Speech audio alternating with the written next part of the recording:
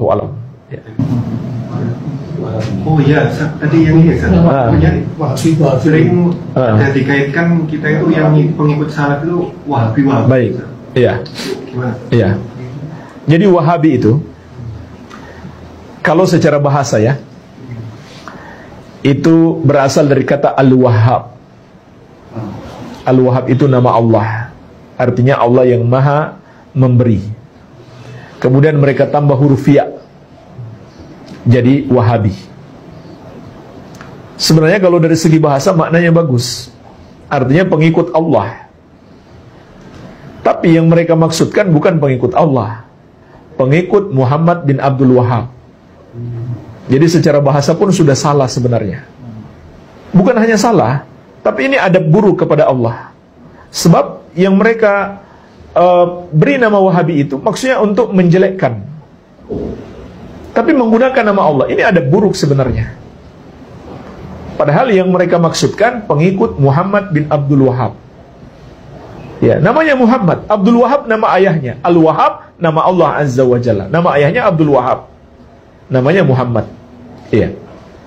Nah, siapa Syekh Muhammad bin Abdul Wahhab itu? Beliau adalah pejuang Islam, ulama besar Ahlus Sunnah wal Jamaah di abad ke-12 Hijriah. Buku-buku beliau sampai sekarang masih ada. Bisa diteliti, bisa diuji, tidak ada yang keluar dari ajaran Ahlus Sunnah wal Jamaah. Hanya saja kenapa banyak orang membenci beliau? Karena beliau memberantas perbuatan syirik dan bid'ah. Itulah yang membuat orang-orang yang berbuat syirik dan berbuat bid'ah sangat benci kepada beliau. Itu sebabnya mereka menggelari pengikut beliau dengan Wahabi. Ya, karena di zaman itu di abad ke-12 Hijriah di Arab Saudi, syekh ini punya kekuatan besar, pengikutnya banyak. Termasuk didukung oleh pemerintah Arab Saudi. Nah, disitulah menyebabkan kebencian orang-orang yang berbuat syirik dan bid'ah. Karena mereka diberantas syirik dan bid'ahnya bukan hanya dengan lisan, tapi juga dengan kekuatan, dengan kebijakan pemerintah di masa tersebut. Iya. Jadi itu sebabnya mereka menamakan Wahabi. Dan intinya yang mereka namakan Wahabi, nggak ada ajaran baru. Semua ajaran bisa dibuktikan, bisa didiskusikan, bisa didialogkan. Tidak ada yang bertentangan dengan pemahaman sahabat. Tidak ada yang bertentangan dengan ajaran Islam. Iya. Nah, jemaah sekalian, sedikit saya tambahkan tentang dakwah Syekh Muhammad bin Abdul Wahhab ini. Beliau dan murid-muridnya termasuk yang menginspirasi perlawanan terhadap penjajah di dunia-dunia Islam, termasuk negeri kita Indonesia. Beliau termasuk berjasa besar dalam memberikan semangat perlawanan terhadap penjajah Belanda. Bacalah sejarah perjuangan Tuanku Imam Bonjol. Dan bagaimana Imam Bonjol ini punya semangat jihad yang besar, itu ditularkan dari guru-gurunya. Dan guru-gurunya ini belajar di Arab, belajar kepada murid-murid Syekh Muhammad bin Abdul Wahhab.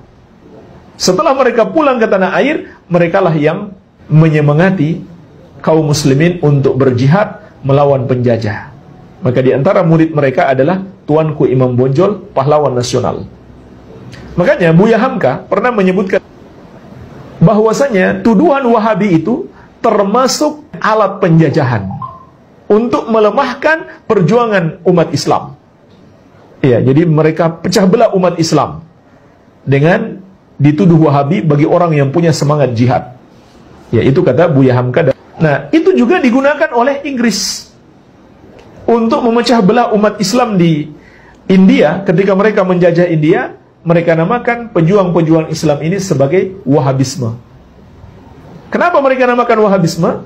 Karena yang paling semangat berjihad melawan mereka itu jamaah yang pulang dari haji. Setelah di Arab Saudi bersentuhan dengan dakwah Syekh Muhammad bin Abdul Wahhab, pulang-pulang mereka punya semangat jihad yang besar untuk melawan penjajah. Ya, makanya dalam catatan Profesor Mas'ud yang berasal dari India, pertama kali menamakan Wahabi ini adalah penjajah Inggris. kemudian diikuti oleh sebagian kaum muslimin yang salah paham. Iya. Jadi ini luar biasa jasa beliau terhadap perjuangan melawan penjajahan di dunia-dunia Islam. Iya. Dan intinya adalah bisa diuji ajaran-ajaran beliau.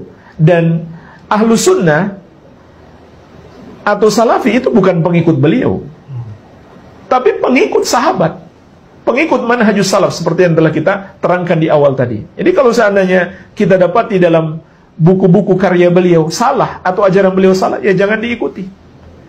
Jangan diikuti. Ya, jadi kita bukan pengikut Syekh Muhammad bin Abdul Wahhab, tapi pengikut Rasulullah SAW dan para sahabat radhiyallahu anhum ajmain. Iya. Jadi ini tentang Wahabi, wallahu alam. Terakhir Ustaz, jadi kalau semisal ada mungkin bagaimana cara menyikapi atau dengan bijak Ustaz, semisal kita dikatakan Wahabi atau untuk ikut kajian Wahabi ya dan lain sebagainya, menyikapinya secara bijak bagaimana Ustaz? Atau mungkin mendakwahi orang-orang yang sering katakan kita Wahabi gitu Ustaz? Iya, ya santai saja, ya, dan jelaskan bahwa setiap amalan itu harus terpenuhi padanya dua syarat. Setiap kita mau beramal, yang pertama ikhlas karena Allah semata-mata. Yang kedua mengikuti petunjuk Rasulullah Sallallahu Alaihi Wasallam. Yang dijelaskan kepada mereka yang kita lakukan ini hanyalah berusaha mengikuti petunjuk Nabi Sallallahu Alaihi Wasallam. Ya, makanya sebagaimana kita bahas tadi, setiap yang kita amalkan harus kita tahu ilmunya terlebih dahulu. Kalau kita belum tahu ilmunya, jangan kita amalkan. Nah itu yang kita jelaskan kepada mereka. Amalan ini ada dalilnya. Ini dalilnya, ini ayatnya, ini hadisnya.